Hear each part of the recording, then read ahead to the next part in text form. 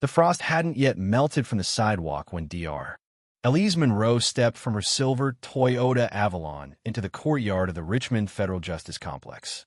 The morning air carried a sharp chill, not biting enough to hurt, but just brisk enough to cut through her wool coat and whisper that winter was nearing. Her breath bloomed in the air before her in gentle clouds as she adjusted her slim leather case and walked with purpose toward the courthouse entrance. She was early. She was always early, not because she feared tardiness, but because she respected what the day demanded of her. As a federal judge, she believed in presence before power, in stepping into any room first as a person, then as a title. Her tailored navy slacks, modest heels, and charcoal gray coat made her look like a successful attorney at best, but not a judge. She preferred it that way. Her hair silver curls, tightly coiled and styled, clothes framed a face marked by strength, calm, and unspoken history. She moved like someone unbothered by spectacle. Every step deliberate, every breath measured. She didn't wear her robe outside the courtroom. That was a line she never crossed. The authority it held didn't belong on sidewalks. It belonged behind the bench. But that morning, something would cross her. The security checkpoint was routine. Or should have been. A young woman scanned her ID with indifferent precision. A guard near the conveyor belt adjusted his utility belt and glanced her way. Then came the disruption. Deputy Marshal Roger Klein, mid-40s, stocky build, buzz cut, the kind of man who mistook tenure for wisdom and a badge for superiority. He stepped forward with a narrowed gaze that had nothing to do with protocol and everything to do with perception. "Ma'am," he said, already irritated, "I'm going to need you to step aside." Elise slowed, turned toward him calmly. "Is there a problem, officer?" Klein didn't answer right away. He looked her over from the fine weave of her coat to the calm steel in her eyes. Something in her poise unsettled him. She didn't cower. She didn't explain herself. And that, to him, was a challenge. "No ID visible," he said flatly. "What are you? Someone's fancy assistant trying to sneak in?" Elise didn't flinch. She reached inside her coat and produced her federal judiciary badge. This should suffice. The badge caught the soft morning light. But Klein didn't even glance at it. He snatched it from her hand, turned his body, and pocketed it. "I'll need that back," she said, tone neutral but firm. He stepped closer. She could smell the stale coffee on his breath. "In a hurry, missy? You think waving some plastic around means you are above security?" The younger guard looked uneasy, but said nothing. Elise remained composed. "I have a hearing to preside over. Please return my credentials." But Klein was already turning. "We'll do a quick check. Follow me." He didn't wait for her reply. His hand wrapped around her upper arm, not painfully, but with the insinuation that pain could follow. She allowed herself to be led, not because she consented, but because she calculated. They turned into a side corridor away from foot traffic, a room with a stainless steel card, a single metal chair, and in the far edgy a pair of clippers hummed quietly on their charging base. Elise stopped in the doorway. "This is not standard protocol. You're acting suspicious," Klein said without a hint of irony. "I do not consent to this search. You have no legal." Before she could finish, another officer entered. Then another. One gripped the back of the chair. The other hovered by the door. "This is harassment," she said, her voice rising slightly. "Ma'am," Klein replied, "this is Homeland Security procedure. Random screening." He picked up the clippers and flicked the switch. A deep, vibrating buzz filled the small room. She stepped back. "Don't touch me. You could be hiding something in that curly mop," he said, approaching with a sneer. She didn't run, didn't shout. She sat, straight-backed, hands clenched. She looked ahead as the first pass of the clippers shaved a wide path across her scalp. A curl dropped, then another, then another.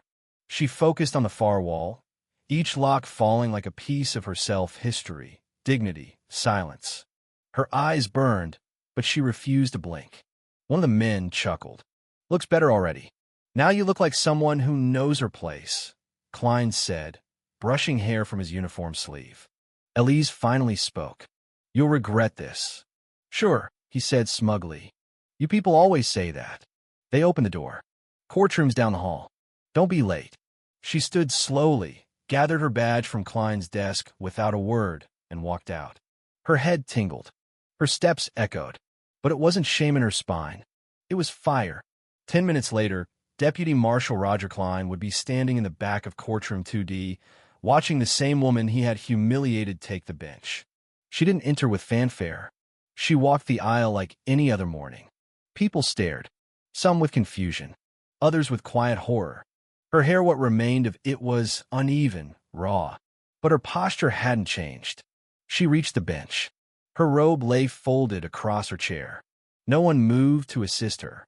She didn't need them to. She picked it up, slid it on like armor, and turned. "Is the docket ready?" she asked. The clerk stammered.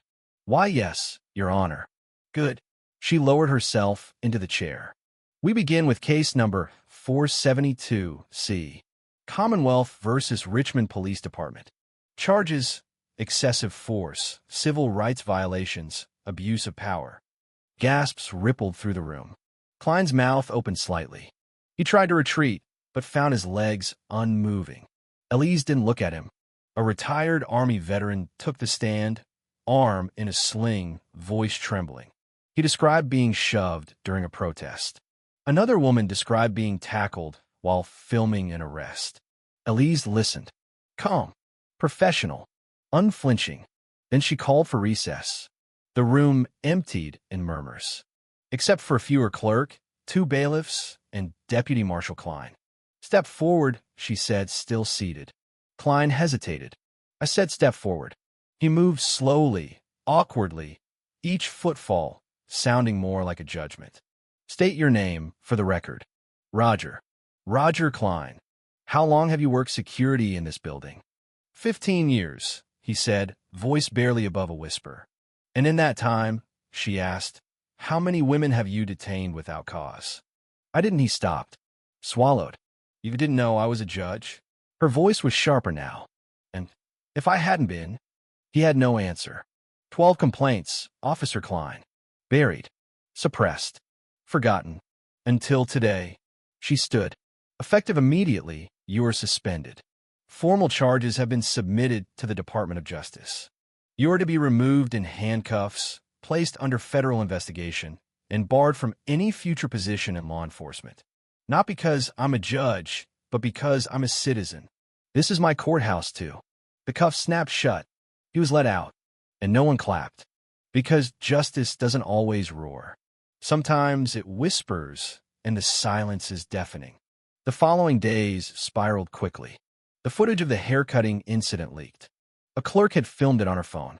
National headlines erupted. Senate officials called for inquiry. Elise's inbox flooded, but she answered none. She was working. In her chambers, she drafted a policy, the Monroe Mandate, mandatory anti-bias training, public oversight, anonymous reporting mechanisms. She stood before the courtroom days later, no robe, just her self-bare scalp, strong voice, and announced it. "This isn't revenge," she said. "It's responsibility." The room stood for her, not because they were told to, but because they needed to. As closing arguments ended in the civil rights case, a marshal brought in Klein, now in custody. Shackled, defeated, she sentenced him. Maximum penalties. But she added, "You will serve not as an officer, not as a symbol, but as a man." She turned to the court. This place is no longer a fortress. It's a mirror, and it begins now. When she exited the courtroom that day, a grandmother took her hand. "I never thought I'd see someone like you do this." "You lived it," Elise replied. "I just said it out loud." That night, her porch was quiet. The stars above Richmond blinked silently. But the world below was changing, and so was justice.